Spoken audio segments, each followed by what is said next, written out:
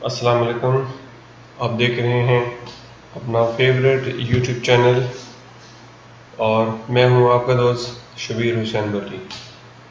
आज हम देखेंगे माइक्रोसॉफ्ट एक्सेल में इफ़ देन एल्स को किस तरीके से इस्तेमाल करते हैं। मेहरबानी करके मेरे यूट्यूब चैनल को सब्सक्राइब करें, बेल आइकन क्लिक करें और इस वीडियो को ज़्यादा से ज़्यादा शेयर करें। इफ़ देन एल्स ये एक लॉजिकल एक्सप्रेशन है जो कि कंडीशन पे चलता है। अगर गिवन कंडीशन ट्रू होगी तो ये हमें जो देन के बाद एक्सप्रेशन है उसे एग्जीक्यूट करेगा। अगर वो फॉल्स होगी तो वो जो सेकंड एक्सप्रेशन दिया जाएगा, जो सेकंड आर्गुमेंट दिया जाएगा, उसको एग्जीक्यूट करेगा। जैसे कि आप एग्जांपल में दे सकते हैं, if A2 is equal to yes comma true comma false. Okay, so why it is in the double quotation. तमाम के तमाम जो टेक्स्ट होता है, जो सेंटेंस होता है, टेक्स्ट होता है, एक्सेल उसको डबल कोटेशन में कंसीडर करती है कि ये टेक्स्ट है। तो इसलिए यस भी, ट्रू भी और फॉल्स भी सारे के सारे डबल कोटेशन में लिखे हुए हैं। तो इसका एक्सप्लेनेशन क्या होगी, if A2 is equal to yes then return true otherwise return false. ये छोटी सी एग्जांपल है स्टूडेंट के पास फेल होने के वाले से कि अगर 50% से ज़्यादा मार्क्स हैं तो पास होगा, अदरवाइज वो फेल होगा। फार्मूला कैसे लिखेंगे, इज इक्वल टू A2 जो कि सेल एड्रेस है ग्रेटर देन इक्वल टू 50%।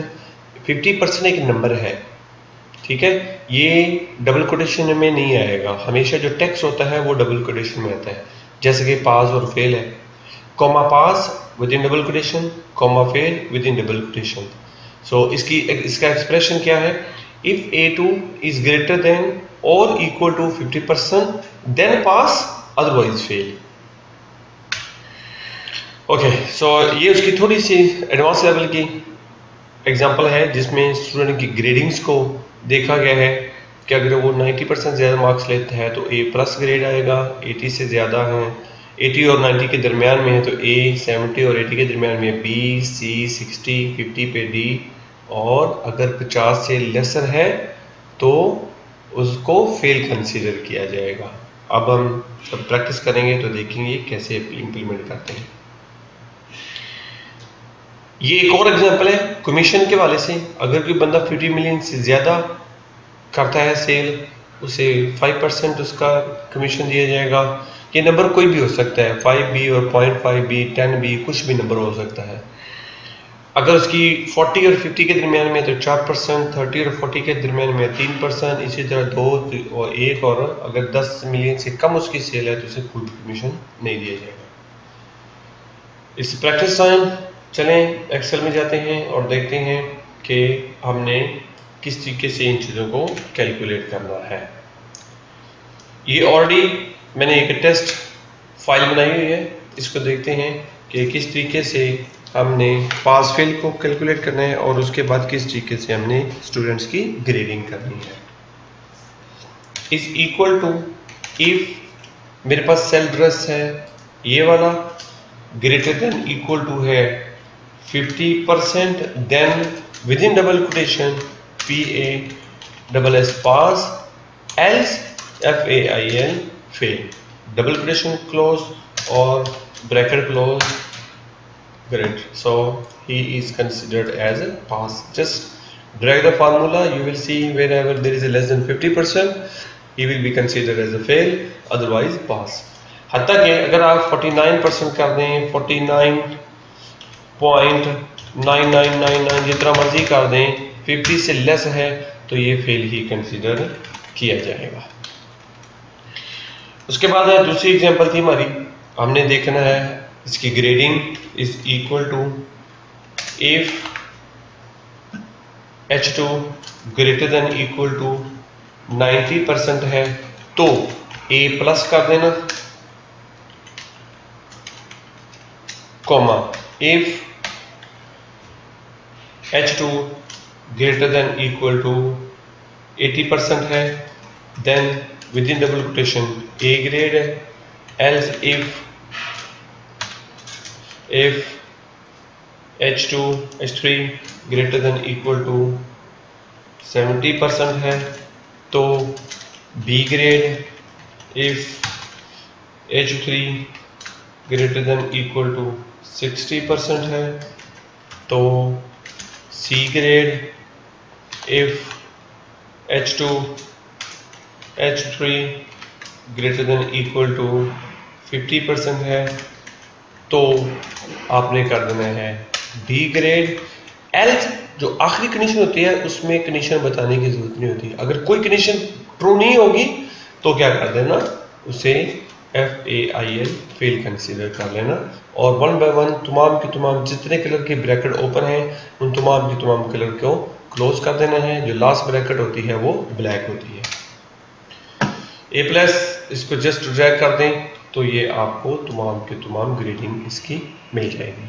इसमें A भी है, B, C नहीं है, C को चेक कर लेते हैं। C था हमारा 60%, 60 तो ये हम करते हैं 45 की बजाय लेटर से इसके 50 हैं, ये C बन गया है और B से D बनाना है, दे दिए 40% है जी, ठीक है, और यहाँ पे 60 है तो इस तरीके से वो जो भी जिस कैटेगरी में वो आ रहा होगा उसी में वो लाइज कर रहे उसका ग्रेड हो जाएगा। जहाँ भी चेंज करेंगे ऑटोमेटिकली जो परसेंटेज बनेगी उस परसेंटेज के हिसाब से इसका रिजल्ट हो जाएगा। इसी तरह हमारे पास ये सेल्स की एग्जांपल है। मैंने इसे ये कमीशन सबसे पहले कैलकुलेट करना है, ठीक है, और उसके बाद कमीशन की अमाउंट हमने कैलकुलेट करनी है। देखते हैं कि किस तरीके से। Is equal to if M3 greater than equal to 50 million. मैं इसको इजी करने के लिए अब क्या करते हैं कि ये 55 मिलियन है, ये 45 मिलियन है, ये 35 मिलियन है, ये 25 मिलियन है, ये 15 मिलियन है, ये 10 मिलियन है और ये 5 मिलियन है और जो वैल्यू है ये इन मिलियन है।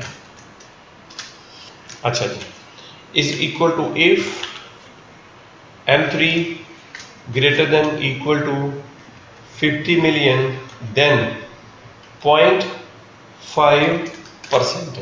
5% भी ले सकते हैं, कोई भी नंबर हो सकता है, 5% ले लेते हैं। Then 5% commission. Else if M3 greater than equal to 40 million then 4%। else if M3 greater than equal to 30 million then 3%, else if M3 greater than equal to 20 million then 2%, else if